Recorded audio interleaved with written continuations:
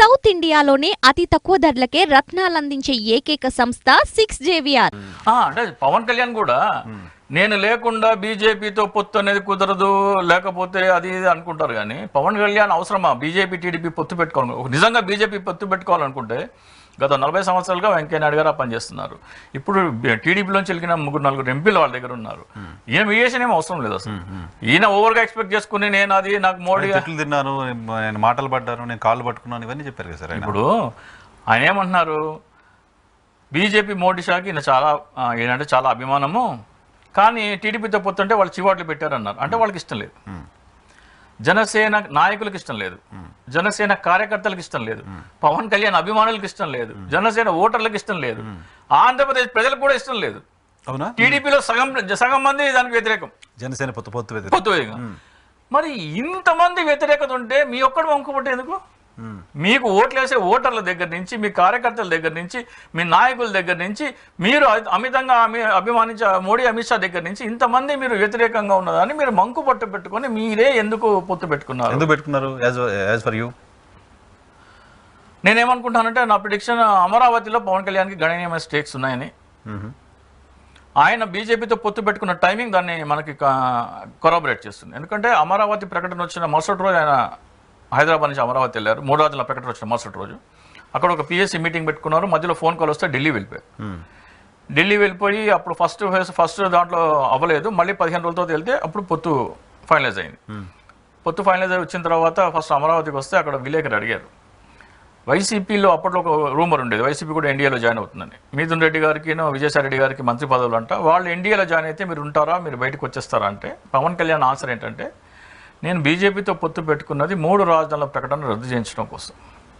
3 రాజధానుల కాన్సెప్ట్ ఉన్న వైసీపీ ఎన్డీఏలో ఉంటే నేను బయటకు వచ్చేస్తాను అన్నారు. అవును, చెప్పారు. సో మీరు పొత్తు పెట్టుకున్నది ఆంధ్రప్రదేశ్ రాష్ట్ర ప్రయోజనాల కోసం కాదు, జనసేన పార్టీ ప్రయోజనాల కోసం కాదు, భారతీయ జనతా పార్టీ ప్రయోజనాల కోసం కాదు, 3 రాజధానుల ప్రకటన రద్దు చేయించడం కోసం. 3 రాజధానుల ప్రకటన రద్దు అంటే ఆంధ్రప్రదేశ్ ప్రయోజనం అదే అని కదా ఆయన ఫీలింగ్.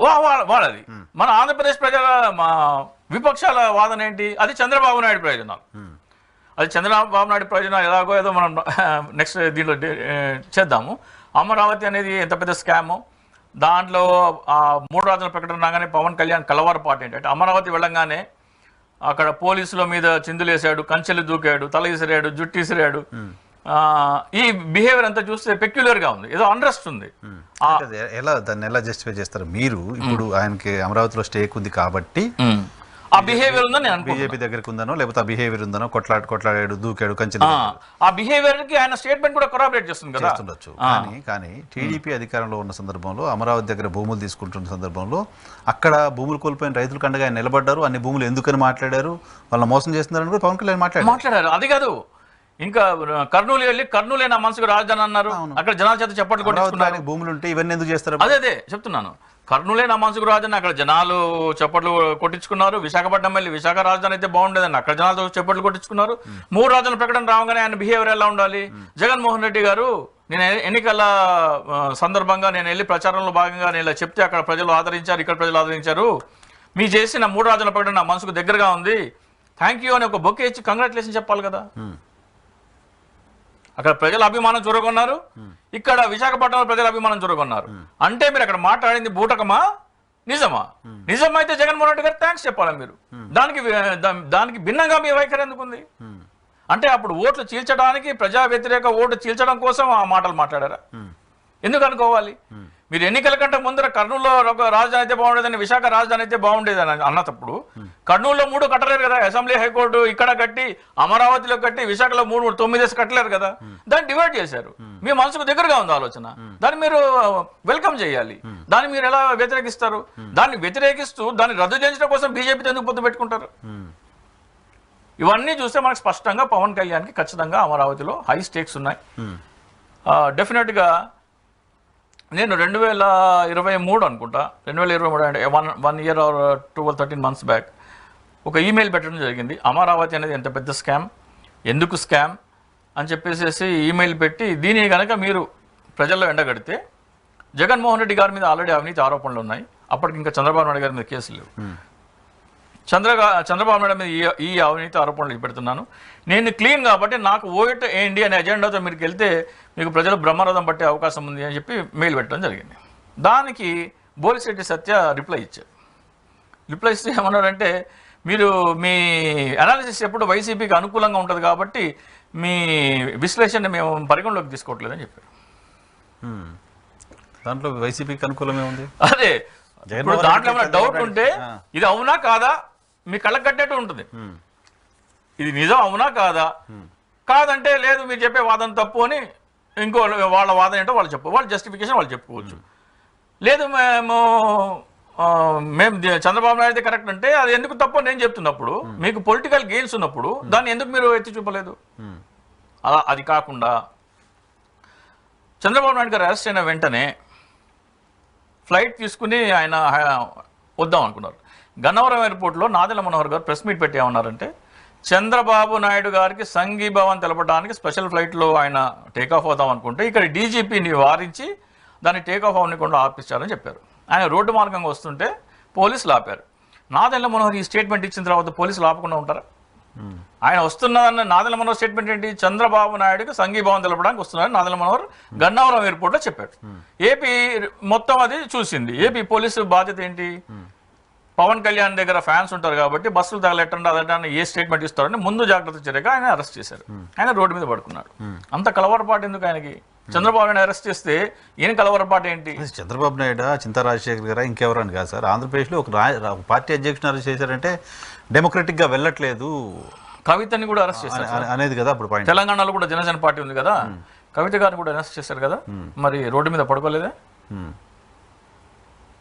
అరవింద్ కేజ్రీవాల్ గారు కూడా అంటే సరే ఢిల్లీ వదిలేసేయండి, మీరు ఉంటున్న హైదరాబాద్లో ముఖ్యమంత్రి గారి కుమార్తెని అరెస్ట్ చేశారు.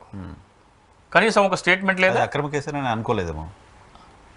అదే ఏది అక్రమ కేసో ఏపీ పోలీసులు అరెస్ట్ చేశారు, ఏపీ సిఐడి అరెస్ట్ చేసింది, ఇది ఈడీ అరెస్ట్ చేసింది. ED under control of BJP, Bharatiya Janata party. Obviously అది అక్రమ అరెస్ట్ అని ఆయన కనిపించలేదేమో. సరే సార్, అదే సార్, అదే ఇవన్నీ ప్రజలు అర్థం చేసుకోవాలనే రెండు మనం పెట్టాలి. అండ్ బిహేవియర్ ఏంటంటే ప్రజల ముందు పెడితే ప్రజలు let them have their own assessment. ఈ పెక్యులర్ బిహేవియర్ ఎందుకు ఉంది? చంద్రబాబు నాయుడికి నొప్పి కలిగినప్పుడల్లా పవన్ కళ్యాణ్ ఎందుకు ఒడ్డున పడ్డ చేపలాగా విలువెల్లాడుతున్నాడు? ఒక్కసారి కాదు, 2019 ఎన్నికల్లో ప్రతి సభలో చంద్రబాబు నాయుడిని ఆయన ఏమన్నారు? లోకేష్ని మీ స్టూడియోలో కూర్చోబెట్టి మా తల్లిని తిట్టించామన్నారు. అవును, మా సామాజిక వర్గాన్ని అలగాజనం సంకరజాతి అన్నారు. ప్రతి మీటింగ్లో గుర్తు చేశారు. అది అవును, అయిపోయింది. ఎన్నికలు అయిపోయిన తర్వాత నెల రోజులకే కృష్ణానదికి వరద వచ్చింది. కరకట్ట చంద్రబాబు నాయుడులోకి వరద నీళ్ళు వెళ్ళినాయి. చంద్రబాబు నాయుడు ఏం మాట్లాడాల. పవన్ కళ్యాణ్ వచ్చి అంటాడు, ఒక మాజీ ముఖ్యమంత్రి ఇంట్లోకి వరద నీళ్ళు వెళ్తే ఏం చేస్తున్నావు జగన్మోహన్ రెడ్డి అంటున్నాడు. నిన్నటి దాకా మీ అమ్మని తిట్టాడన్నావు, మీ ఇంట్లో మీ కులాన్ని తిట్టాడన్నావు, మీ అన్న రాజకీయాలకు పనికి రాడన్నావు, మా బ్లడ్ వేరు మా బ్లీడ్ వేరు అని అవహేళన చేస్తున్నానన్నావు. వాళ్ళ ఇంట్లోకి వరద నీళ్ళు వెళ్తే నీకెందుకు, బురద నీళ్ళు వెళ్తే నీకెందుకు? చంద్రబాబు నాయుడు కంటే ముందు నువ్వెందుకు రియాక్ట్ అవుతున్నావు? సో చంద్రబాబు ఇంకోళ్ళ కాదు, పాలన సరిగ్గా చేయట్లేదు జగన్మోహన్ రెడ్డి అనేది ఆయన ఉద్దేశం కావచ్చు సార్. అదే ఎవరిని గిలితే ఇప్పుడు రాక్షసుడి ప్రాణం చిలకలో ఎక్కడో 7 సముద్రాల చెడుతొరలో ఉంటుంది అన్నట్టు ఈ చంద్రబాబు ఇంట్లోకి నీళ్ళు వెళ్తే ఈయన వెలువెళ్ళాడతాడేంటి? వాళ్ళ తల్లిని తిట్టాడు కదా. సహజంగా మనం ఒక ఇరుగు పొరుగు ఉన్నాడు అనుకో, తిట్టుకున్నారు అనుకోండి, మున్సిపాలిటీ వాడు వచ్చి ఏదో బోరింగ్ చేస్తే ఆ బోర్ నీళ్లు పక్కింట్లోకి వెళ్తే వెళ్ళి మున్సిపాలిటీ వాడి మీద దెబ్బలాడడం కదా. మా పొరుగు ఇంట్లోకి నీళ్ళు ఎట్లా వెళ్తాయని నిన్నే దెబ్బలాడుకున్నాం కదా. రాదు కదా మా మనసులోంచి ఆ కోపం ఉంటే సరే పోన్లే మంచిదైంది అనుకుంటారు. 2019 ఎలక్షన్ ముందు పవన్ కళ్యాణ్ చేసినంత డ్రామానా? ముమ్మాటికి ఒకటి కాదు. మీరు ఆ సీక్వెన్స్ ఆఫ్ ఈవెంట్స్ చెప్తే చెప్తాను. చింతమనేని ప్రభాకర్ ఒక ఎంఆర్ఓ వనజాక్షి గారి మీద దాడి చేశారు 2015 జూలై.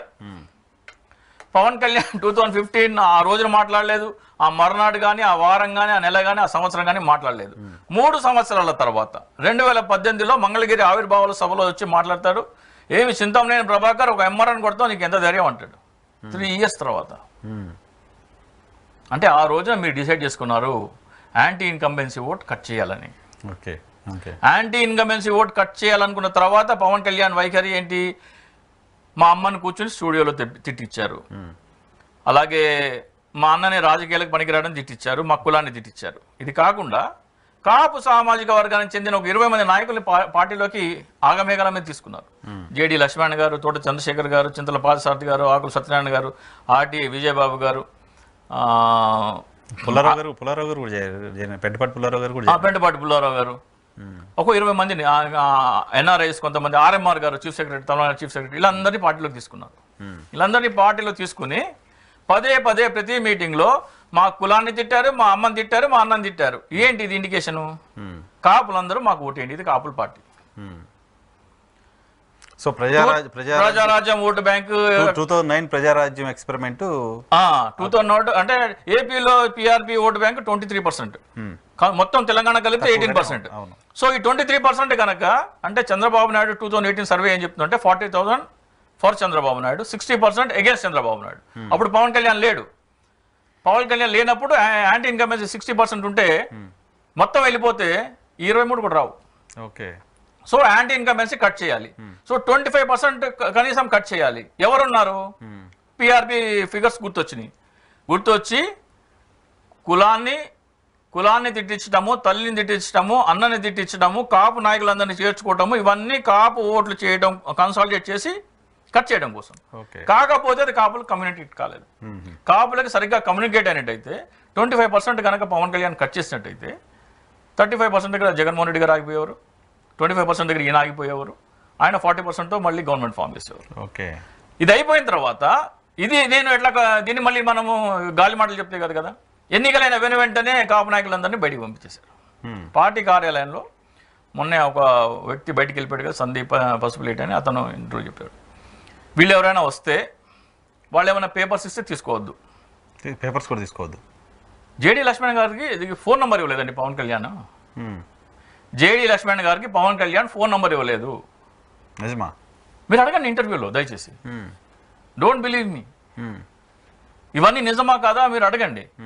వాళ్ళు వస్తే రిసెప్షన్లో కుర్చీలు ఉండకూడదు, వాళ్ళు ఫోన్ చేసి అటెండ్ చేయకూడదు. These are the instructions given by Pavan Kalyan to his office receptionist. So JD Lakshman garu ఒకసారి ఆఫీస్కి వచ్చారు. పవన్ కళ్యాణ్ గారు వస్తుంటే సార్ వస్తున్నారు కూర్చొని అన్నారు. ఆ డే ఫుల్ రాలేదు. రేపు రమ్మన్నారు సార్ అని చెప్పారు. రెండో రోజు మధ్యాహ్నం 2 గంటల వరకు చూసి ఇంకా వెళ్ళిపోతారు అనుకున్నాగా అప్పుడు వచ్చారు. ఇంకోసారి మంగళగిరి ఆఫీస్కి జేడీ లక్ష్మణ్ గారు వెళ్తే లోపల ఆయన సినిమా ఐటెంలు సాంగ్లకి చిత్తు కాగితాలు వేసేసి బ్యాచ్ లోపల పవన్ కళ్యాణ్తో మాట్లాడుతున్నాగా ఆయన బయట 2 hours వెయిట్ చేయించారు.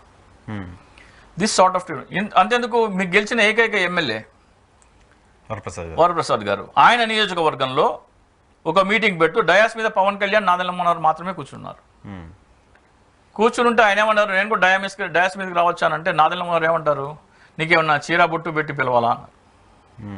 చీర బొట్టు పిలవాలంటే సరే ఆయన వెళ్ళబోతుంటే ఆయన కోసం ఒక కార్యకర్త చైర్ పట్టుకుని వెళ్తున్నాడు.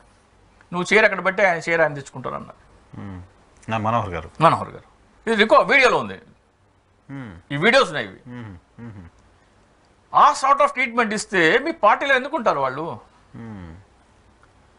జేడీ లక్ష్మణ గారు ఒక డజన్ కార్యక్రమాలు పార్టీ బలోపేతం చేసే కార్యక్రమాలు చెప్పారు. రైతు పుజోత్సవం ఒకటి ఏరువాక పౌర్ణమి రోజున మనం పార్టీ తరఫున చేద్దాము, రైతును పూజిద్దాం అదొకటి చెప్పారు. అది చేయమంటే వద్దన్నారు. పింగళి వెంకయ్య గారికి ఆయన జాతీయ జెండా రూపకర్త కాబట్టి దేశంలో అతిపెద్ద జెండా ఆయన గ్రామంలో ఉండాలని మనం వెళ్ళి అక్కడ రిప్రజెంటేషన్ పెట్టి కలెక్టర్ గారికి రిప్రజెంటేషన్ ఇద్దామన్నారు. అదొద్దన్నారు.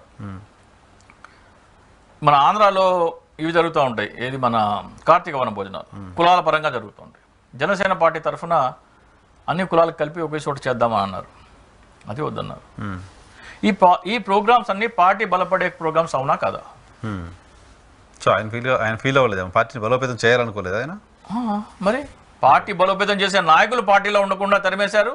పార్టీ బలోపేతం చేసే ప్రోగ్రాంలు చేద్దామంటే వద్దన్నారు. ఎందుకు చేస్తుంటారు?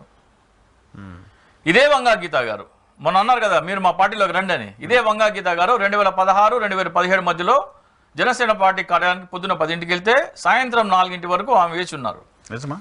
అప్పుడు ఆమె టీడీపీలో ఉన్నారా? ఏ పార్టీలో లేరు. పీఆర్పీ తర్వాత కాంగ్రెస్ లోకి వచ్చారు. పీఆర్పీ నుంచి కాంగ్రెస్ తర్వాత 14 నుంచి 19 వరకు ఏ పార్టీలో లేరు ఆమె.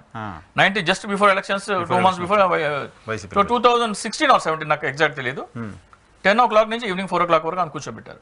ఆమె వెనకాల వచ్చిన వాళ్ళు లోపలికి వెళ్ళి వస్తున్నారు. సో కాకినాడకు చెందిన ఒక కుర్రోడు ఏమన్నాడంటే, సో ఇట్లా ఎంపీ రాజ్యసభ ఎంపీ చేశారు, ఎక్స్ఎమ్మెల్యే చాలాసేపు నేను వెయిటింగ్ చేస్తానంటే నా కోసం ఆమె వెయిట్ చేస్తున్న అందరికీ తెలియాలి కదా.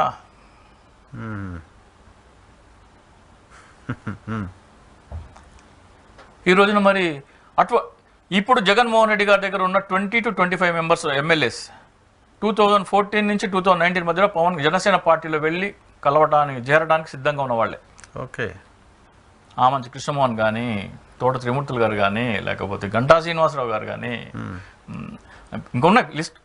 కొంతమంది ఇబ్బంది పడతారు. వాళ్ళు వెళ్ళి కాదంటే అప్పుడు వైసీపీలో చేరారు. అంటే మీ పార్టీ బలపడడం మీకు ఇష్టం లేదు, పార్టీ బలోపేతం చేసే కార్యక్రమాలు చేయవు, పార్టీలో ఉన్న బలమైన నాయకులను తరిమేసావు. మీ పార్టీ మీద కాదా? సో అయింది కదా. నా అసెస్మెంట్ అయితే కాదు. కాపు ఓట్ల కోసం కాపు నాయకుడి చేత పెట్టించిన, కమ్మవారు పెట్టించిన పార్టీ జనసేన పార్టీ. సరే, అది మీ అబ్జర్వేషన్. నా అబ్జర్వేషన్. చూద్దాం. ఇవన్నీ చూసిన తర్వాత నేను ఆ కంక్లూజన్